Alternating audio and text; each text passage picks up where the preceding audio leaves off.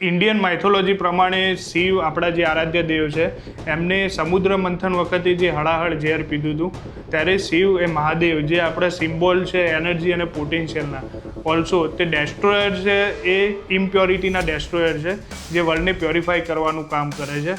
But જે આપણા આરાધ્ય દેવને આપણે જે મિલ્ક ચડાવીએ છીએ, જે અર્પણ કરીએ છીએ એ પ્યોર છે. ઓલ્સો તમારા જે ચિલ્ડ્રન અથવા તો પેરેન્ટ્સને તમે જે મિલ્ક આપો છો અથવા તો બહારથી જે આવે છે એ પ્યોર છે, તો એનો આન્સર છે નો. તો આજે આપણે એના વિશે ડિટેલમાં વાત કરીશું કે આખું નેક્સસ શું છે અને કઈ કઈ ઇમ્પ્યોરિટીઝ છે, એનાથી તમારા હેલ્થ પર શું નુકસાન થાય છે, એના વિશે આજે થોડી डिटेलમાં बात करीશું. गुजरात के साबरकांठा में पुलिस ने मिलावटखोरों के खिलाफ बड़ी कार्रवाई को अंजाम दिया.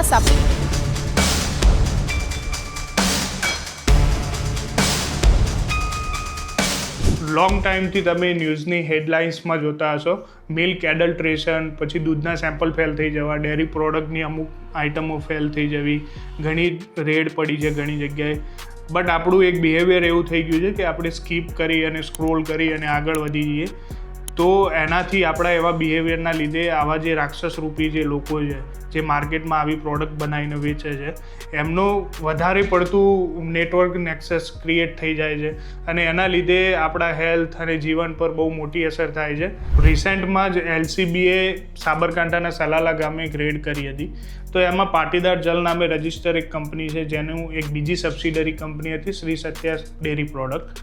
એ લોકો 300 લીટર દૂધમાંથી 1800 લીટર દૂધ પ્રોડ્યુસ કરતા હતા કે જેમાં નિંજા ટેકનિક યુઝ કરતા હતા. જ્યારે પોલીસે રેડ કરી ત્યારે એમને ત્યાં આગળ જોવા મળ્યું ઘણા બધા એવા ઇન્ગ્રીડિયન્ટ્સ કે જે તમારી હેલ્થ માટે એકદમ હાનિકારક છે, કે જેમાં એ લોકો યુઝ કરતા હતા urea fertiliser, caustic soda, palm oil, soybean oil, એના પછી ડિટર્જન્ટ પાવડર જે કપડાં ધોવા માટે કામમાં આવતો હોય છે, શરીર પણ ધોઈ નાખે એવો ડિટર્જન્ટ પાવડર એ લોકો યુઝ કરતા હતા. આનો બહુ મોટો જથ્થો ત્યાંથી મળ્યો હતો અને એ જ પ્રોડક્ટ એ છેલ્લા 5 વર્ષથી વેચતા હતા માર્કેટમાં. તો કેટલા લોકોના ઘરો સુધી આ દૂધ અને એનાથી ડેરી પ્રોડક્ટો ઘણી બધી ત્યાં આગળ પહોંચી હશે. ઓલ્સો જે ગવર્મેન્ટની એક્ઝામ હોય અથવા તો કોઈ બીજો વિદ્યાર્થી રિલેટેડ કોઈ મુદ્દો હોય, કોઈ પેપરમાં સ્કેમ થઈ ગયું હોય, તો એના રિલિવન્ટ પણ આંદોલનો જેટલા બી થયા છે એમાં બી પ્રખર નેતા તરીકે જે યુવરાજસિંહ જાડેજાએ કામ કર્યું છે.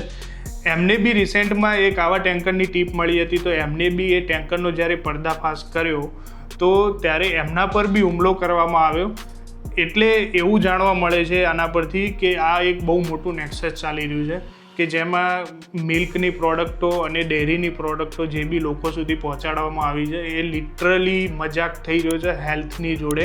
હું આવું કેમ કહી રહ્યો છું એનું બી આગળ વાત કરીશું અને એના જે ટેકનિકલ ડેટા છે એના વિશે હવે વાત કરીશું.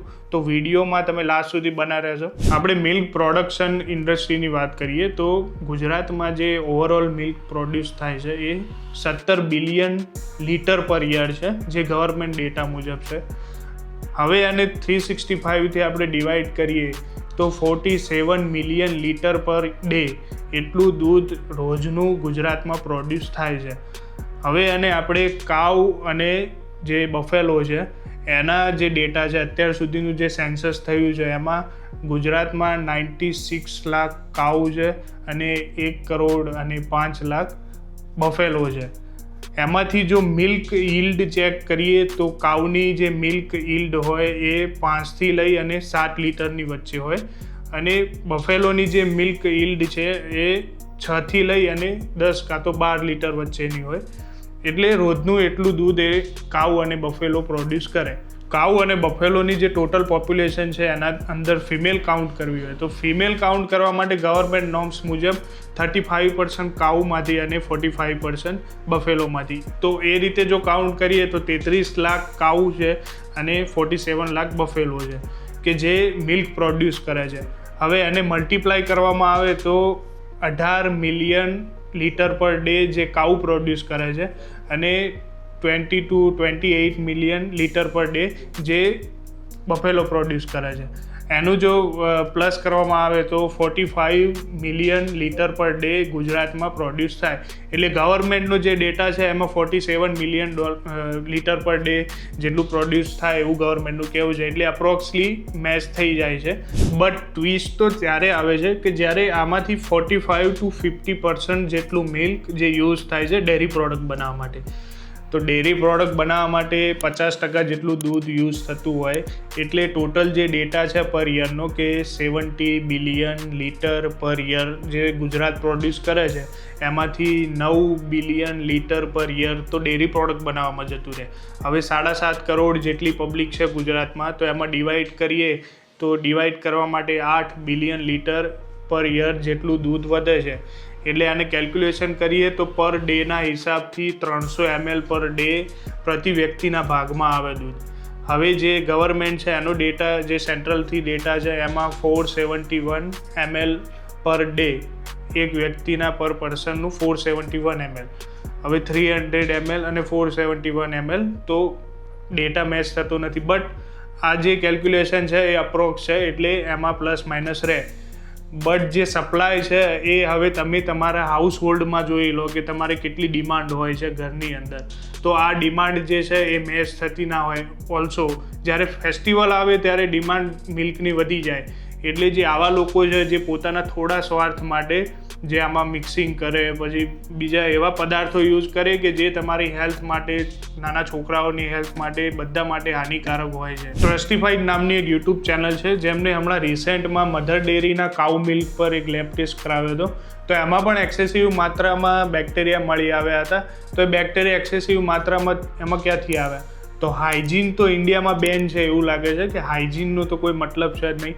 ઓલ્સો 2023ની સાલમાં અમૂલનું જે કાઉ ઘી છે એ કાઉ ઘીનું કન્સાઇનમેન્ટ FDA રિજેક્ટ કર્યું હતું.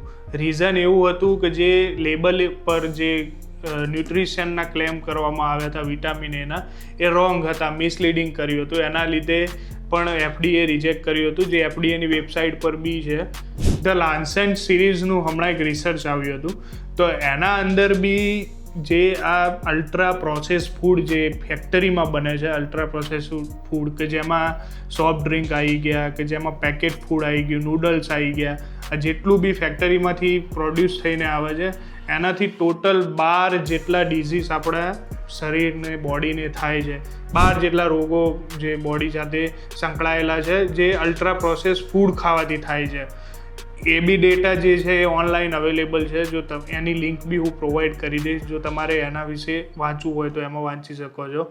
ઓલ્સો તમને શું પીરસવામાં આવે છે, શું ખવડાવવામાં આવે છે એની ડિટેલ તો તમારા જોડે છે નહીં. બટ ઘણી બધી હોમ રેમેડીઝ છે કે જેનાથી જાણી શકાય છે. એના બી વિડીયો ઘણા બધા સોશિયલ મીડિયા પર ફરતા હોય છે કે આ બધા ફૂડને, અથવા તમે લેબલ બી ચેક કરી શકો છો કે આના અંદર ઇન્ગ્રીડિયન્ટ કયા છે. લેબલ ચેક કરવાનું કલ્ચર આપણે અહીંયા છે નહીં કે કોઈ લેબલ જોતું નથી. બધા આગળનું જોઈએ કે હાઈ ન્યુટ્રિશન, હાઈ પ્રોટીન, આ બધું જોઈએ અને પછી એ ખરીદી લે. બટ પાછળથી લેબલ જોવો પડે કે એના અંદર સુગર, કેલરીઝ ને આ બધું કેટલું છે કે જે આપણા હેલ્થ માટે હાનિકારક વસ્તુ છે. ગંભીર બીમારીઓમાંથી બચવા માટે લોકોએ જાતે સ્ટેપ લેવા પડશે. કોઈ એજન્સી કે કોઈ FSSAI કે FDCA એ પબ્લિક માટે કામ કરી શકે, એની લિમિટેશન છે એટલું જ કામ કરી શકે. લોકોને જાતે બી અવેરનેસ ફેલાવવી પડશે. આવા વિડીયોને વધારે લોકો સુધી પહોંચાડવા પડશે કે જેનાથી એક અવેરનેસ ફેલાય કે આવું બી માર્કેટમાં ચાલી રહ્યું છે. અને હાઇજીનનો કોન્સેપ્ટ તો ઇન્ડિયામાં બેન છે. એટલે હાઇજીન જેવું ઇન્ડિયામાં કંઈ છે નહીં કે બેક્ટેરિયા અને એના રિલેટેડ જે આવતું હોય એ બધું. Health is must important for sustain a good life. But આ લૂપમાંથી બહાર નીકળવા માટે તમારે સૌથી પહેલું કામ કરવું પડશે કે કોઈ બી પ્રોડક્ટ માર્કેટમાંથી જ્યારે ખરીદતા હોય ત્યારે આગળની પાછળ જુઓ, એનું લેબલ ચેક કરવાનું રાખો કે એના અંદર કેટલી કેલરી, સુગર છે અને શું ઇન્ગ્રીડિયન્ટ છે. જેનાથી તમારા માઇન્ડમાં એક વસ્તુ ક્લિયર થઈ જશે કે પ્રોડક્ટમાં ઓરિજિનલમાં શું છે અંદર. બાકી એના શેપ અને એનાથી પ્રોડક્ટની ખબર નહીં પડે, એના આગળના જોવાથી નહીં ખબર પડે, એનાથી પાછળના લેબલ જોવા પડશે. જેનાથી એક અવેરનેસ ઊભી થશે, ધીરે ધીરે પ્રોડ્યુસ થશે. બટ તમારી પણ આજુબાજુ જો કોઈ એવું હોય કે જે આ રીતની પ્રોડક્ટો કે એવું કંઈ બનાવતું હોય કે, તો એને ટ્રાય કરો કે કાં તો એને સમજાવવાનું ટ્રાય કરો, કાં તો FSSAI FDCA જેવી એજન્સીઓને કોલ કરો કે આ માણસ જે છે એ આવું એક્ટિવિટી કરી રહ્યું છે, કારણ કે હેલ્થ એ જીવન માટે સૌથી વધારે ઇમ્પોર્ટન્ટ છે. એટલે અવેરનેસ ફેલાવો અને મારી ચેનલ સાથે જોડાઈ શકો છો આવા એજ્યુકેશનલ વિડીયો માટે. ત્યાર સુધી મળીએ નેક્સ્ટ વિડીયોમાં. જય હિન્દ.